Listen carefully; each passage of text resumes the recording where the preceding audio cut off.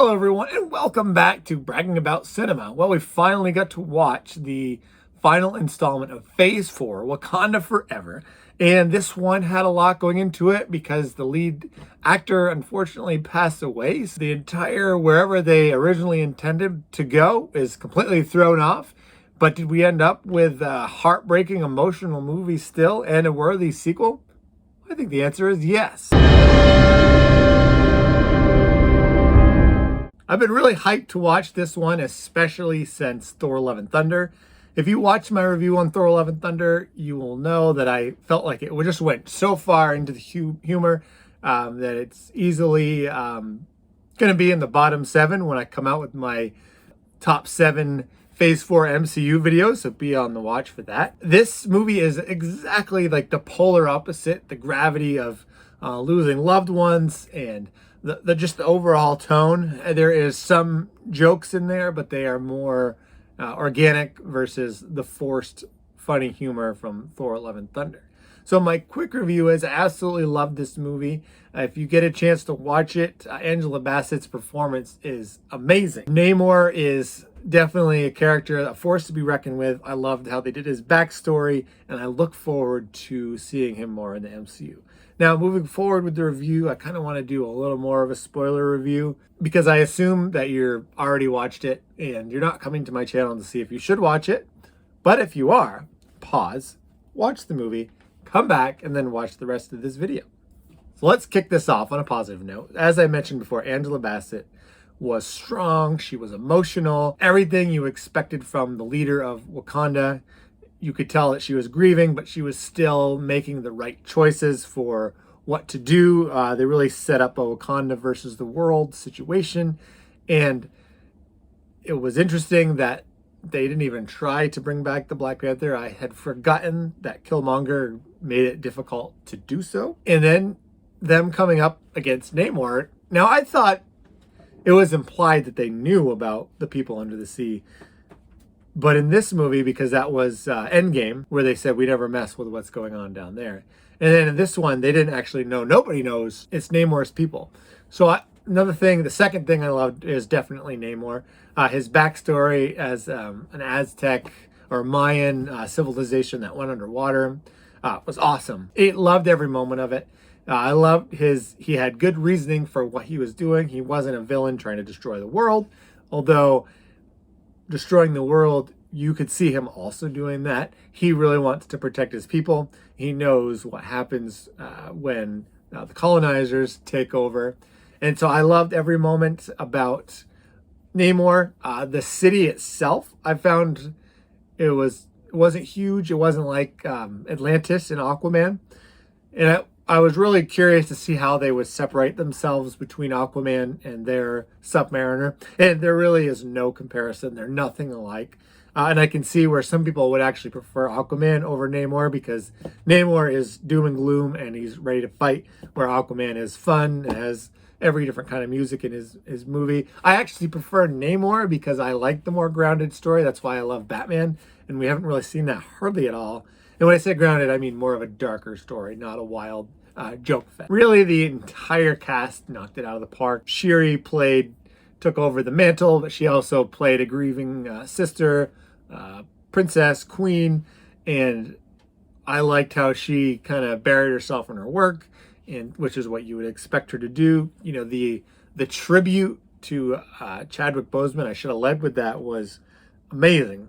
The way they did the opening crawl, where they changed it to him, and then they kind of ended the same way with more pictures of him, and you really felt his presence throughout and really felt like the weight of him not being there on this movie, which is a little bit of a contrast from the first Black Panther movie that he was in, because I thought that was very vibrant. Although they still managed to, I loved the set designs for both the underwater tribe and Wakanda. I loved how we got to see how they're a little bit into their world, but not a lot. Another set of characters I really enjoyed, Martin Freeman as kind of the mole for Wakanda, trying to figure out what's happening with the governments, as everyone wants vibranium. We all know they'd weaponize it. And it was interesting that the city below also had vibranium as well. And we got to see Julia Louis-Dreyfus' character, and she is obviously going to be a big part of the Thunderbolts movie. And she is very much aware now of Namor, so he is no longer a secret. So that's, I'm assuming, going to play huge moving forward to what happens with the MCU. She was only in it for very briefly, but she made an impact with just all the knowledge gathering that she had. One thing this movie did not do is it didn't really set up where Phase 5 is going to go.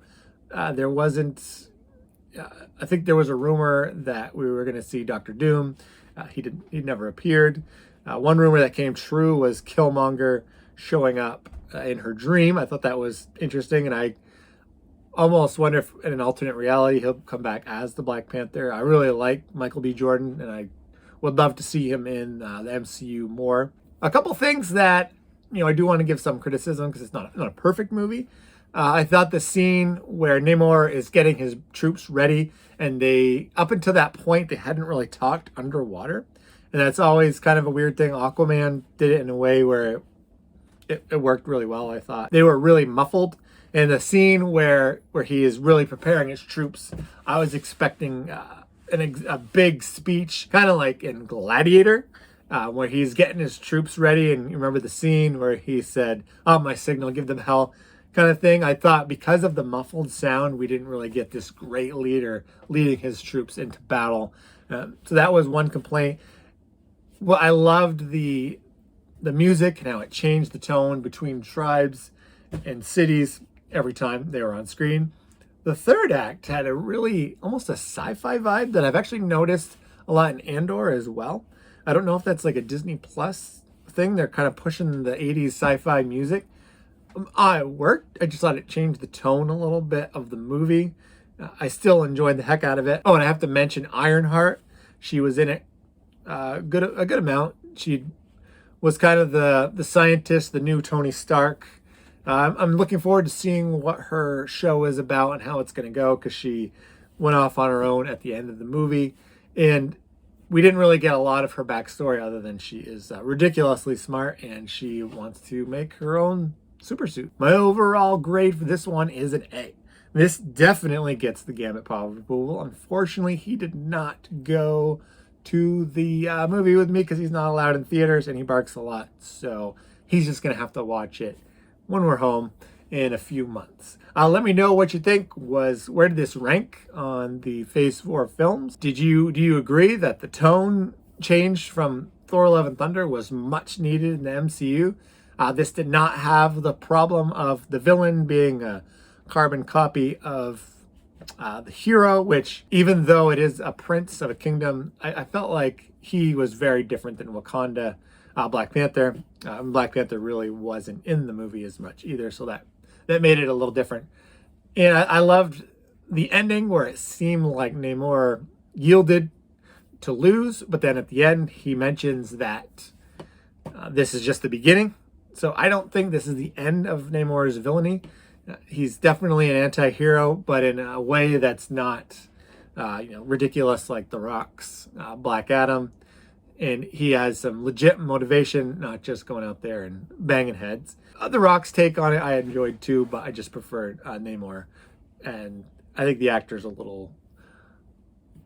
You get more attached than The Rock's just go right in and headbang. So let me know, what did you think? What movie are you looking forward to in Phase 5? I believe Ant-Man is the next one coming up. Make sure you hit that subscribe button so that next time I have a video come out, you're ready to just go right to my channel and watch the video. I love a thumbs up. You can even give me a thumbs down and let me know that my reviews are, you don't agree with them, and that's okay too. But the good thing is that when you watch them, you are definitely going to find something to brag about.